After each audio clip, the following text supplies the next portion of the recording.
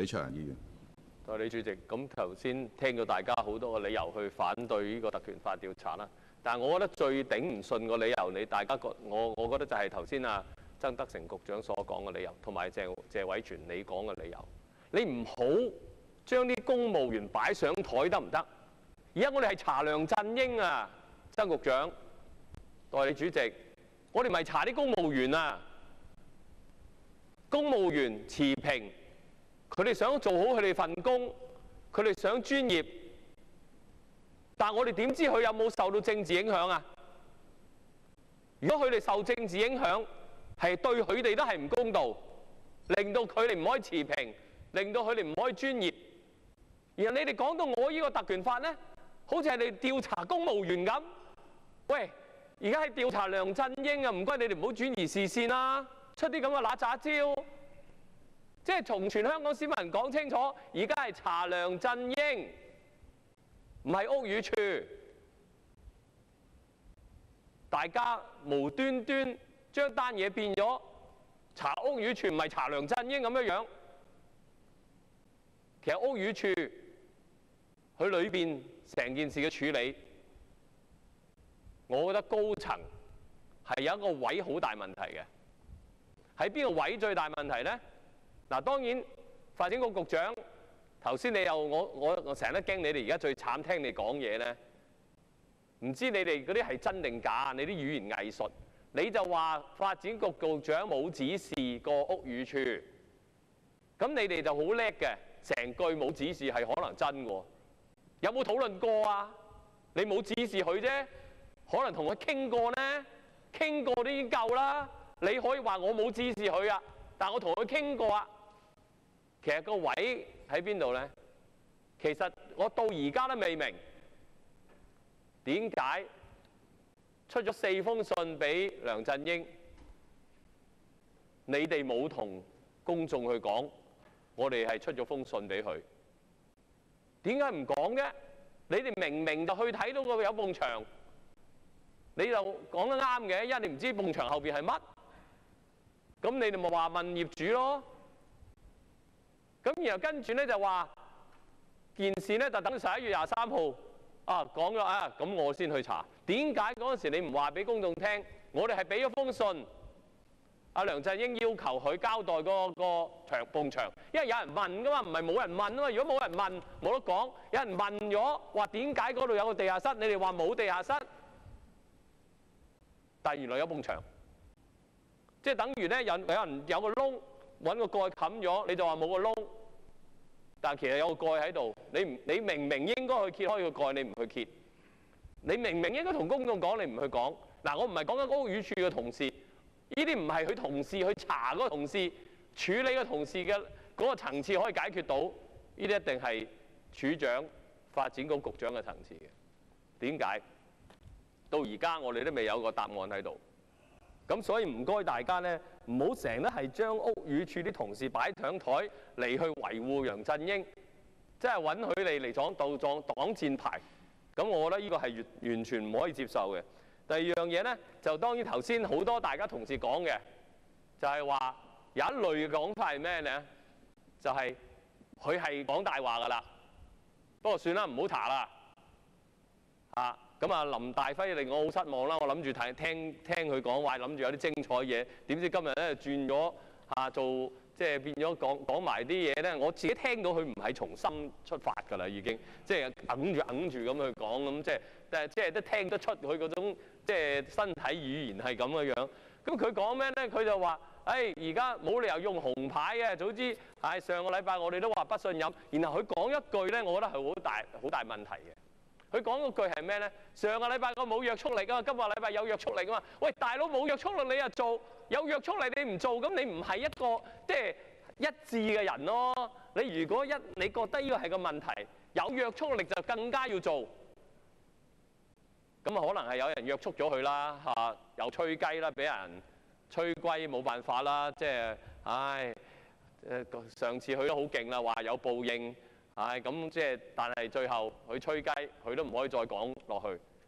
我有時都有幾分同情佢，但係即係我覺得真係慘啊！香港人呢，就將我哋嘅政治交俾大家呢啲嘅手裏邊，嚇。咁而家我哋唔係話俾紅牌佢嘅，其實而家咧係調查咋，黃牌都未出啊，佢插咗水。梁振英明明打波插水博懵，然後我哋話去查下佢係咪插水啫嘛，查完插水，然後先至話到底應該點處理。而家連查都唔俾查，咁我覺得即係大家如果佢認為佢有罪嚇，就應該去查。點解呢？因為佢有罪，佢係有誠信問題，佢係呃人嘅話，佢都要面對翻呢個立法會，面對翻市民。大家上個禮拜好多講啊，嚇梁君彥議員講梁振英先生沒有好好地利用是次嘅會議答問機會去釋除議員及市民大眾嘅疑問。你講嘅代主席，石禮謙議員話佢 mean with the truth。麥美娟議員就話好似擠牙膏咁逐日交代。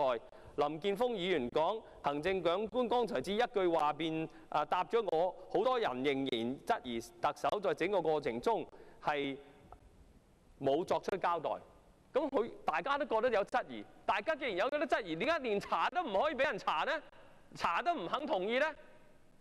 嗱，當然有，如果大家有質疑就應該查，但有一類咧就即係最忠心嘅 fans，梗係話冇質疑啦，佢只不過係疏忽啫嚇，用翻佢嗰啲講法，就係譬如曾德成局長頭先講話佢都應承咗第日更加謹慎啦。喂，第日更加謹慎即係變成講大話講得叻啲嚇，謹慎啲嚇，唔好穿崩咁啊，咁係謹慎嘅啫，唔係誠實啲喎。即係所以變成咧，大家要睇一樣嘢咧，就係本身而家係一個真係要俾翻香港市民一個乾淨啲嘅政府，乾淨啲嘅一個文化。你哋今日我想問翻你哋，喂，呢個講咗咁多大話，你點同啲仔女講？點同啲小朋友講？點同香港嘅年輕人講？喂，講大話係得㗎啦，冇問題㗎，我哋唔查㗎啦，由佢啦。放佢一馬啦！我哋香港要繼續上路，係咪咁呢？咁民建聯咧就一貫㗎啦，次次講親呢個特權法咧，佢就話唔使出尚方寶劍，咁貪爭佢都話唔出尚方寶劍啦。咁而家又話唔出尚方寶劍，佢又永遠都唔會出尚方寶劍嘅，除非尤其如果查親你唔想查嘅嘢咁雷曼嗰啲冇所謂啦唔關你事。咁但係呢個咧你又係要保皇。查親啲黃咧，就你又唔俾查，咁然後你話仲有冇第二啲選擇？有咩第二啲選擇？即係而家冇第二啲選擇，佢咪嚟咗2次咯，大家都唔滿意㗎。咁既然大家都唔滿意，大家咁仲有咩選擇？如果你唔用特權法，你唯一嘅選擇就係你哋嘅選擇，就姑息養奸嘅選擇，就揞低咗佢算數嘅選擇。然後咧，你哋就話即係特權法咧。就係即係好政治工具要人頭落地。呢個政治工具，呢個工具本身就唔係政治工具，呢個係一個工具，調查真相嘅工具。你哋都可以有份一齊㗎，一齊去聽咯即係我哋而家唔係話淨係泛民去開個調查委員會啊嘛，全人類都有份一齊查嘅，你哋都有份查㗎。咁呢個工具係大家一齊用㗎，咁大家咪睇下佢點答咯。咁所以咧，即係大家唔肯查，其實就根本係姑息養奸，根本就係護短。仲有一種講法咧，就係喂，將民生同誠信去對立，誠信算啦，由佢啦，俾佢做民生嗰啲嘢啦。咁但係大家唔好忘記一樣嘢，一個冇誠信嘅政府都做唔到民生嘢嘅，大家要咁樣諗，咁樣明先得政治。嗱，點解話一個冇誠信嘅政府唔可以做民生嘢？因為佢冇道德力量，佢推唔到政策，所以有啲爭議性嘅嘢佢唔敢做。冇爭議梗係得啦，有爭議佢唔敢做，呢個我就最驚啦。張建宗局長喺度，就係標準工時有爭議，會唔會唔做？會唔會係呃人？因為政綱嗰度梁振英話推動標準工時立法，而家係咪呃人呢？咁可能佢話：喂，而家有爭議，我唔敢做啦，因為我欠太多人情啦。可能喺呢件事咁多商界護佢，會唔會第日就唔推呢？咁民生嘢都受犧牲嘅喎，你冇個道德力量，你就冇嗰種誠信，你就唔可以推一啲政策係真係為市民而唔係因為自己身有屎俾人即係跟住係扯住嘅。咁所以咧，大家唔好將即係好似也係算啦，誠信犧牲咗佢，就民生就算數，唔係嘅。你冇誠信都搞唔掂民生。咁所以咧，即係其實即係我今日都係知道個結果，大家都知㗎啦。咁其實好多大家都係話，即係早知俾阿梁振英繼續上路啦嚇。咁其實我覺得今日只不過係代表住咧係誠信已死啫。咁我哋而家真係可能都要為咗香港誠信已死咧，係即係真係要三鞠躬啊！一鞠躬，兩鞠躬，三鞠躬，誠信已死。你哋唔理誠信，你唔理誠信已死，你哋去上路咯。但係呢個上路本身係唔係一個有道德嘅上路？呢個上路唔係一個光彩嘅上路。呢個上路本身只不過係繼續犧牲香港市民，犧牲我哋香港嘅一個好重要嘅價值，就係即係我哋啲嘢咧唔係假嘅，我哋啲嘢係真嘅。但係我哋好可惜，我哋嘅特首都係呃翻嚟，個位都係呃翻嚟。咁啊，最好笑就係曾德成局長啦，就話即係大家否決我哋今日嘅特權法否決上個禮拜嘅不信任動議，我可以講埋否決彈劾案，就係符合民意啦。咁唔該大家市民就俾佢睇下民意係點樣樣。1月1號下晝3點鐘維園，俾梁振英睇下香港嘅民意，唔好俾呢班人睇死，就話民意係支持一個騙子政府嘅。咁所以最後即係主席，希望你都出席啦。就即係1月1號係一個真係大家香港市民話俾梁振英聽，我哋民怨已經要爆炸，佢要下台先可以平到民憤，亦都係佢嘅下台先至可以令到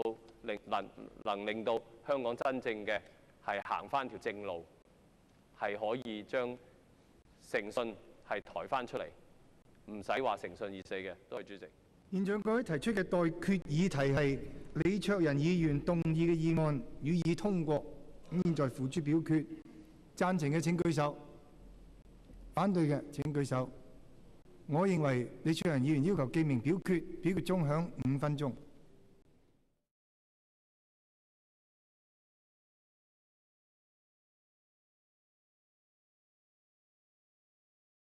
開始表決。請各位核對所作嘅表決。如果冇問題，現在停止表決。顯示結果。表決結果：功能團體選舉產生嘅議員32位出席，9位贊成，23位反對，冇人棄權。分區直接選舉產生嘅議員31位出席，15位贊成，15位反對，冇人棄權。議題未獲得兩部分在席議員分別以過半數贊成。我宣布議案被否決。